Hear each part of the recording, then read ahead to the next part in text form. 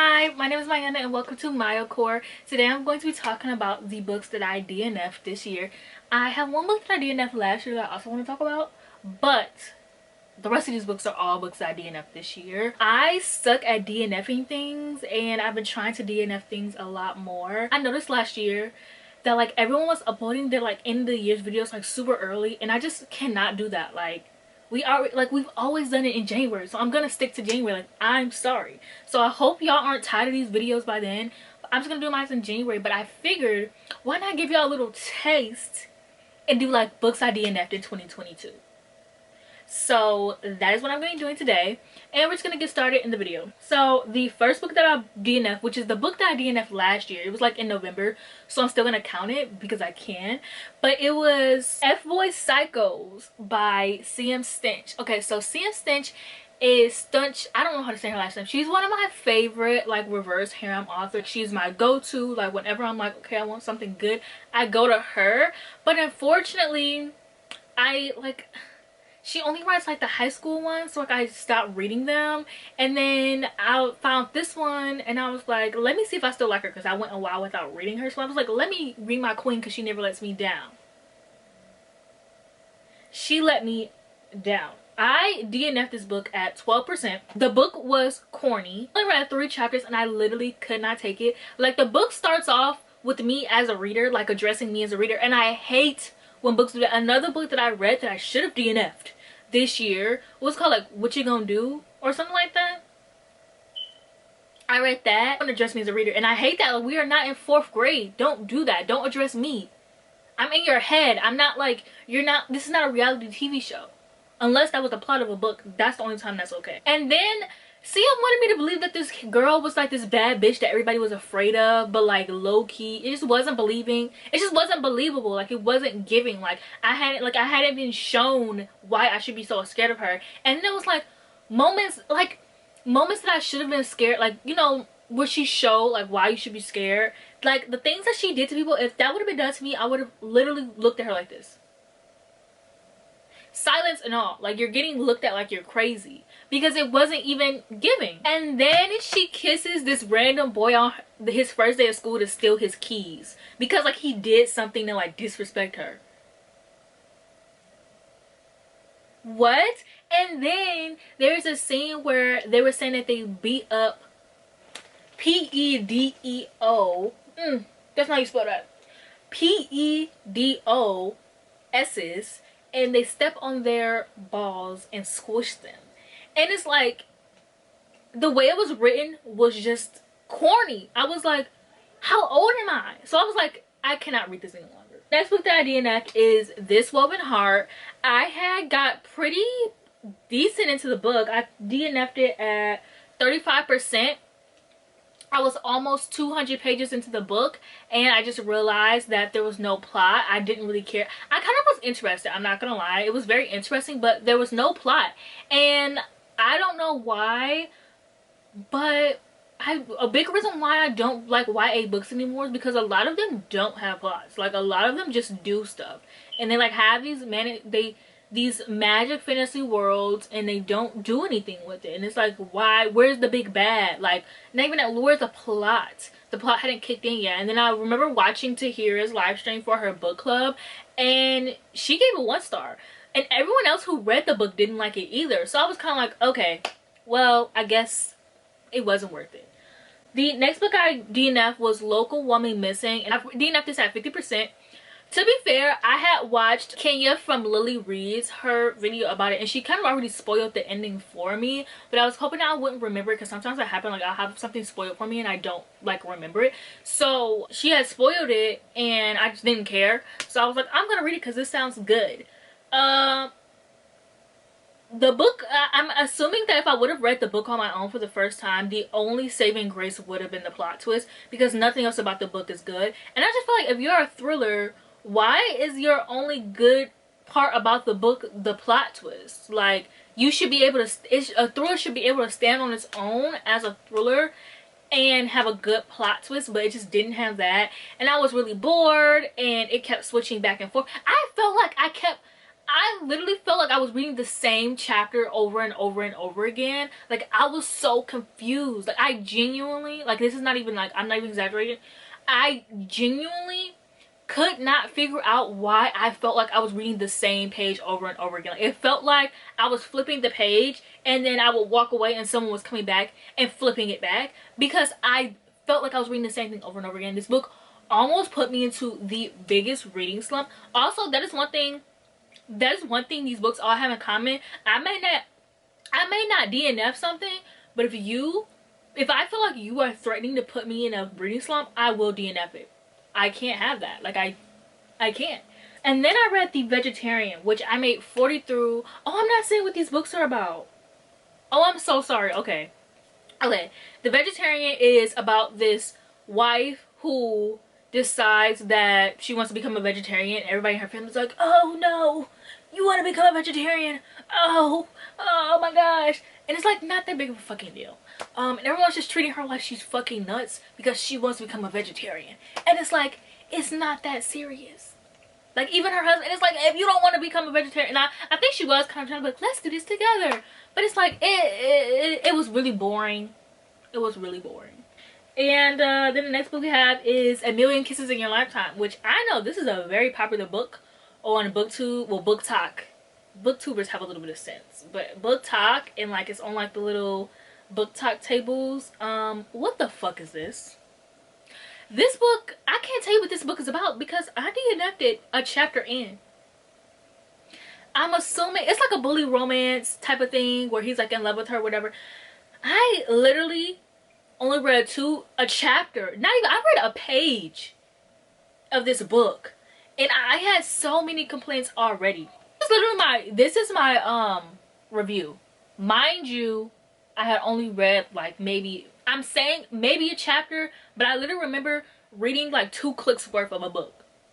So my issue with this book was I just thought this book was corny. Like, it was very corny. One thing I hate about romance books nowadays is that everyone wants a dual POV, but I don't, because authors don't know how to write men. Just like how men don't know how to write women, women don't know how to write men. Women know how to write men from women's perspective, but they do not know how to write men's POVs because they always come off super misogynistic, super fucking corny, and horny. Like, why are they always like, I rolled out of bed with this whore bitch laying next to me, and I looked at her and I told her to get out of my bed. I took a shower, and then he meets the girl of his dreams, and she's like, this is the most beautiful, glorious girl I've ever seen. She's not like any other girls. She's so pure and innocent. I could be a romance writer. I'm not gonna lie. Yeah, she was new, but all the other girls wanted to be her. But she was quiet. She never talked to anyone. She was shy. She never talked to anyone. But all the girls wanted to be her. Even the senior girls wanted to be her.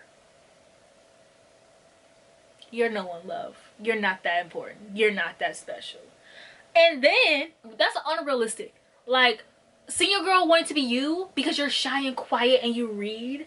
And then, what irritated me is when the guy, because this is all from his perspective, by the way, he's like, yeah, she's a virgin. She's the only virgin left in our school. How do you know that? And why is there only one virgin left in your school? That is not realistic. You're a liar, the author. Like, these are perpetuating I read a lot of trash. So in order for me to say that something is terrible, do you know you have to be bottom of the barrel trash? Like, there are some things that I can excuse. And I don't understand why. I don't know how men think, and neither does this author. The next book I have is The Queen's Gambit. I didn't have this at 5%. I watched the show earlier. I want to say like this, my all-time favorite show now. I watched the show and I fell in love. So I was like, I need to read this book. So one thing I was worried about, I was like, I don't want to read this book and like the best friend was like black. And I was like, I don't want to read this if she's not black. Well, unfortunately for me, she was black. And this book is written by a man. This book made the best friend touch the main character in inappropriate ways at the age of 8. And mind you, the girl is only a few years older than her. And she's like trying to like show her things. And it just made me so uncomfortable. And I'm like, why is a man writing this? Why is a man writing this about between like I want to say she's like 11. Between an 8 and 11-year-old. why did the girl have to be black? Not saying like this should have been written at all, but it's like, why? How did this get published? And then I have I'm Not Your Final Girl. I can't even tell you when I DNF'd this. I DNF'd this because I thought it was corny. That's my problem. I think a lot of things are corny. I think a lot of things are cringe.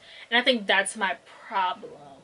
Maybe authors should like not write corny things. But yeah, I thought this was corny. It's about this poetry written from like the final girl perspective. But I think it's corny to write poems based off characters. And I think the poems were corny. And I felt like none of the poems even matched the final girls. Like, how do you write poems for characters and none of them really fit the final girls? And I'm a horror movie girly. And a lot of those horror movies I never even seen or heard before. And that's not a testament to me, because like, I don't know, I just want to say that. Then I have Groupie by my favorite author again, Sam Stint. She was I read another book by her this year, which I low-key also DNF, but that was like more of a like save for later DNF, and not like a I'm not reading this shit anymore DNF. So this book is about this girl whose father passed away, and she is like a groupie to this band. And so she somehow, or no, I don't think she's ever heard of this band before, but they think she's a groupie, something like that. And she somehow like ends up on the tour bus in this reverse harem, so you know she ends up with all the guys. I didn't have to want this one because it was very sad, and like every time like she just kept crying about her dad being dead. And like I get like grief, but the grief in this book was written terribly. Like I don't think this author has ever grieved anyone before, because it was so repetitive. And then it became awkward when it was during like smut scenes. And I remember there was this one smut scene where she was like randomly asked about their dead mom, and then they would be like, you had sex with every guy on this bus, and she was like, my dad died. Girl, what the fuck are you talking about? What are you talking about? And then it wasn't reverse harem enough for me. Like I like my reverse harems when like they're all together. She basically just did like she did things with them all separately, and I just didn't like that. I mean, I never finished, so I don't know if she ever got together with them. But I DNF'd. I don't even know when I DNF'd this book, but I literally could not take it anymore. Like I think the author wrote like this grieving thing to like make the character interesting and for the plot line, but it's very clear to me that she sucks at writing grief. And like who wants to be reading a smut book or a book for smut and a character is crying about their parent? And then I read The Burning Girls, which I DNF'd at 60%. I wish I could tell you what this book is about, but I genuinely don't remember. And I listened to the audiobook, so thank God I DNF'd it. It was boring. I've read this author before. I didn't like the other book that I read by this author, so I think I'm just gonna nip it in the bud and just never read from this author again. And the last book I have is The Decoy Girlfriend, which I actually just DNF'd last month. And this one is a fake dating one about this girl. She does something, and there's this other girl who like looks like her, who's a celebrity, and she has a boyfriend. And so the girl who does whatever she does, she fake dates the boyfriend, because the celebrity girl, for some reason, I DNF'd it at 20% because I don't like the whole like switching lives with my celebrity twin plot line. And I started, I don't know, people are like, well, if you didn't like it, why did you read it? And that was because, one, I misread the description, and two, because sometimes even though I know I don't like a trope, I will still like read that book because I feel like I might like that book. Because I have read The Bodyguard that same month, and I don't really like celebrity books, if you haven't noticed. I don't really like celebrity books, but that book was a 5-star read. Like that book worked for me. This book, I was just really bored. I didn't care about the characters, I didn't care about their lives, I didn't care why they were switching. None of it mattered to me. I didn't give a fuck. I didn't give a damn. So yeah, that is it for this video. I can't wait to talk to you guys about my best and worst books, because I narrowed them down, so they're not gonna be like that many, but they're still really good, and you guys can hear me rant even more about the books that I hated, and it's gonna be so much fun. But first we gotta get through the rest of the videos that I have planned for this month. But yeah, thank you for watching this video. Let me know like what books you DNF'd this year, and I'll see you guys in my next one.